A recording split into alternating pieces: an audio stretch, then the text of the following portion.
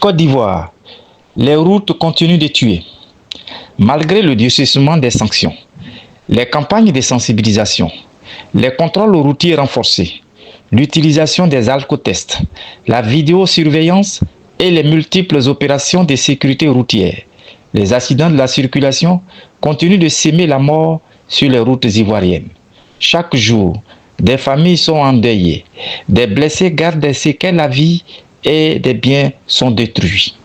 Les 3 derniers mois illustrent l'ampleur du phénomène. En mai 2026, les autorités ont recensé 371 accidents, 89 morts, 188 blessés. Pour le mois de juin 2026, la tendance s'est maintenue avec une série de drames, notamment pendant la saison des pluies où les risques augmentent.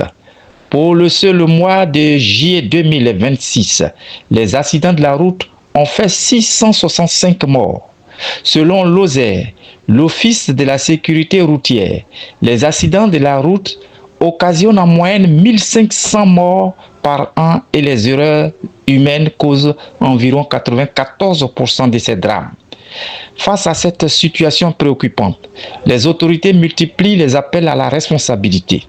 Le directeur de l'OSER rappelle que les principales causes des drames demeurent l'excès de vitesse, les dépassements dangereux, la conduite sous l'emprise de l'alcool, l'utilisation du téléphone au volant, la surcharge des véhicules et le mauvais état mécanique de certains engins. Il recommande également le port systématique du casque pour les conducteurs des 2 roues, le respect des limitations de vitesse et des règles du code de la route. Mais ces mesures produisent-elles des résultats attendus? Pourquoi les routes continuent-elles de tuer malgré les opérations de contrôle et les campagnes de sensibilisation? Les sanctions sont-elles suffisamment dissuasives?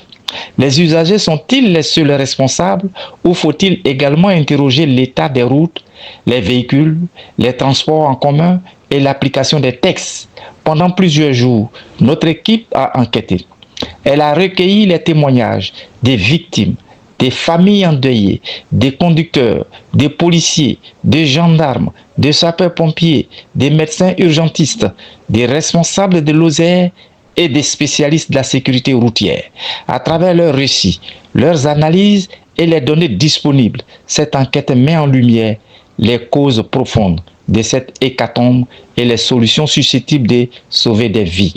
Au-delà des chiffres, ce sont des vies brisées, des familles détruites et une question demeure. Pourquoi les routes ivoiriennes continuent-elles de tuer malgré tous les efforts déployés?